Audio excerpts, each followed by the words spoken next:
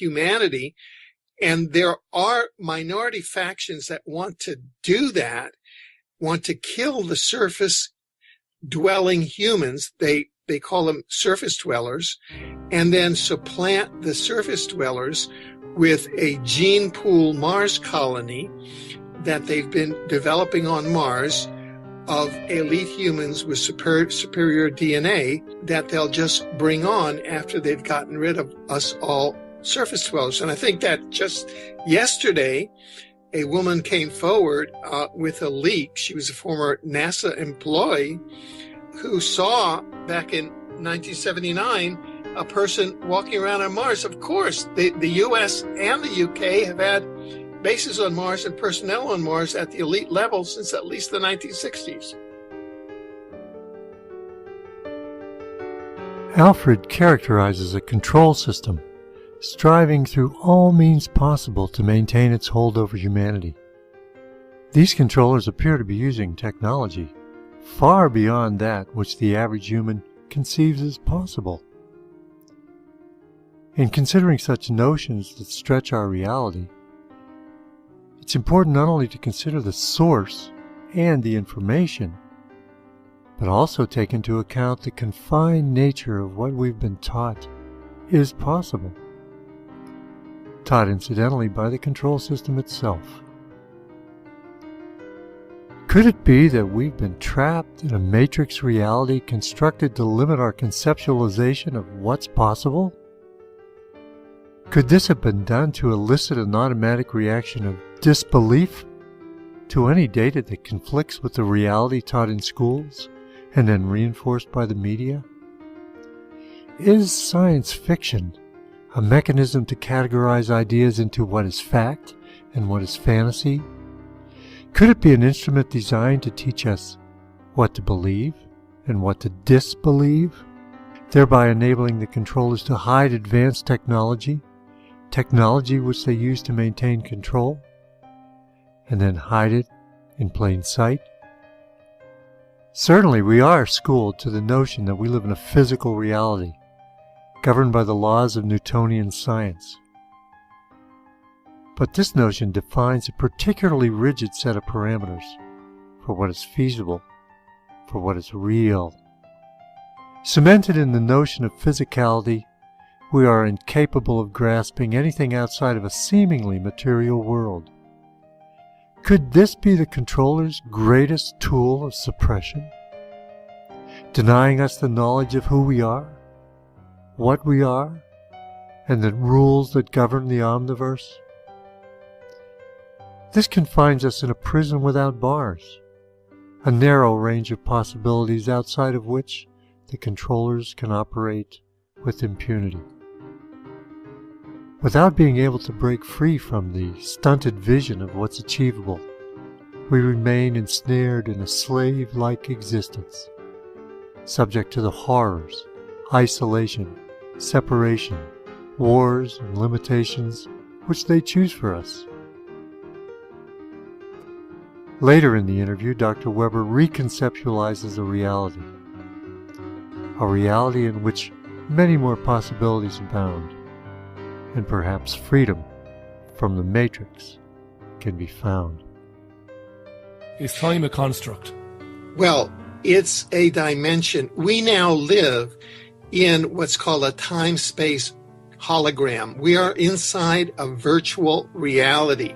It's like if we're inside the virtual reality that you yourself would watch through a pair of Google glasses.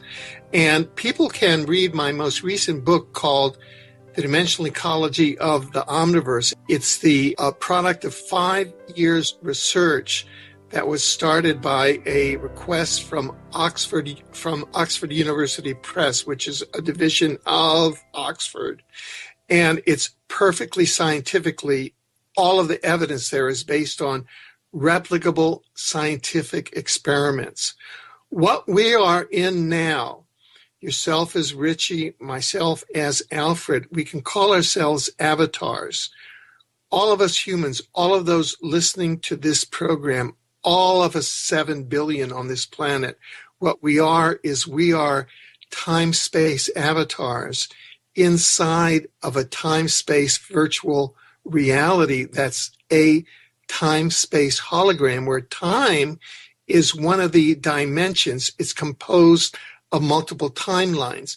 The good news is this, that as of December 21st, 2012, the holographic timeline that humanity has been on has shifted from, I would call, a duality consciousness-based timeline, in which you can call a catastrophic timeline, to a positive timeline.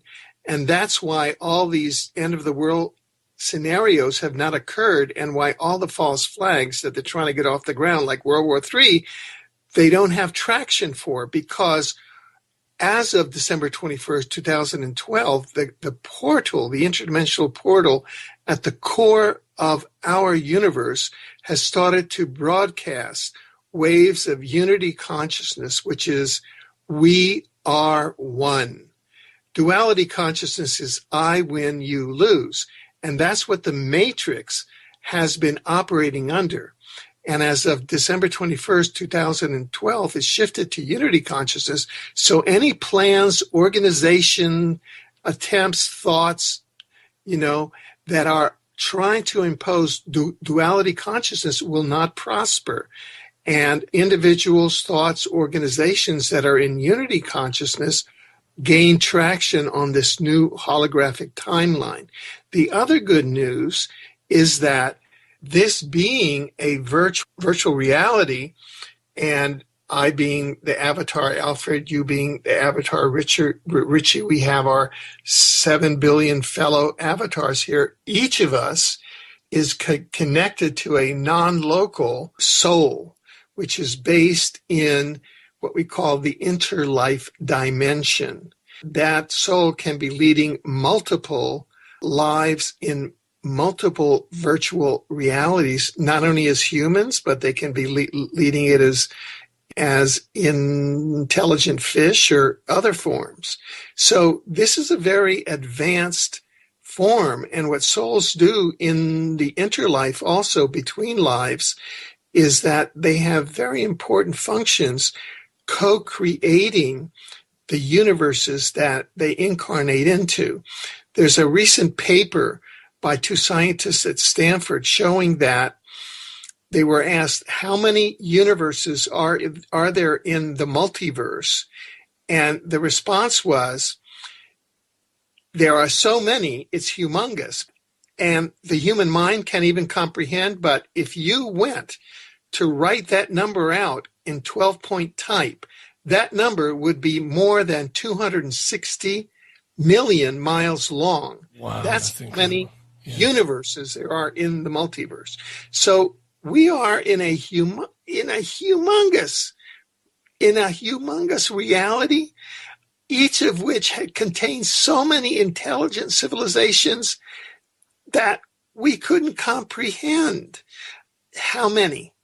Basically, this is a spiritual, I would call it a struggle or a war between matrix forces who want to keep as many souls from moving up in density of consciousness, from being trapped in, let's say, lower third density where they are now, and moving up the ladder of consciousness where they would no longer be subject to. And so money was actually invented as a form of control. It's a form of control that if you research it, it goes back to the temples of Babylon and even before, where it was used by the Mardukian priests where they would require it as payment for sex with the temple priestesses / prostitutes, where the farmers would bring in their grain. And so it's been mixed up with concepts of God, sex, money, prostitution, and it's a form of imprisonment. And as we know from near-death experiences, one can't take money with you. You can't take things with you all you can take with you is knowledge and experience and karma. Yeah. So that's where one should concentrate one's energy during life. You see, at this time is the coming together of spirituality and science. And this is kind of the culmination of this play, right? Because we are on a timeline that has a script. We're inside a virtual reality. To put it simply plainly, we're inside a video game. It's like you came in, you have your pound or whatever it is, and you put it in there, and you're playing the video game called life, right? And now we're coming to the culmination of that video game. And at the video game, everybody gets to know everything. Yeah. So one of the purposes that I wrote Omniverse now is that it uses science and it lets everybody know everything. So it's all out there. It's all there to be known now. There are no, see, with the new timeline, with the new unity consciousness, the old program of I win, you lose, which is what the Illuminati banked on under the old game. What happened is that on December 21st, 2012, they changed video games. Well, look, everybody who has incarnated now actually signed on for this. They fought for these places. So now, why it's so difficult is because they're competing with their own soul, within their own consciousness and minds, between the grasp of the Illuminati program, which is, listen to us, sensation program, war, disease, crime, and poverty, sex sells, materialism, fear, and they're just trying to let go within themselves of the programming of the old timeline and just try, Armageddon is within. So they signed up for this, and it's their inner process. And so that's what makes it so neat.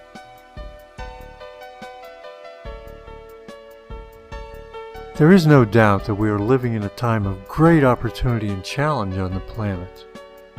Consciousness wants to shift to a higher level of operation, one of light and love instead of our current state of darkness and fear. It's unlike any other time in history, and we are certainly privileged to be incarnate during this period when this massive change is underway. It is a time of expanding consciousness, a time of opening our hearts and minds to ideas that we never thought possible, such as time travel, teleportation, and life on nearby planets. A major trap that prolongs the existence of duality consciousness in ourselves and in society in general is our believing in and adherence to the matrix created and controlled consensual reality. This reality describes a physical world of lack, with humans competing with one another for scarce resources. It embodies the win-lose mentality of the old timeline, where survival of the most ruthless, the most uncaring, is a fact of life. This materialistic worldview enshrines the individual ego, its enhancement, and the accumulation of money and status as the only worthwhile human endeavor. Success at all costs is the credo in this crumbling reality. This system lacks a concrete morality, and whatever actions are necessary to enhance the success of the ego are acceptable, even if those actions damage others, the environment, or mankind in general. It also dictates strict conformance to social norms and severe punishment for those straying outside of the parameters of what is acceptable behavior or acceptable thought. Enslavement by the monetary system and fear of violence keeps this reality in place. This is the control matrix of the old timeline.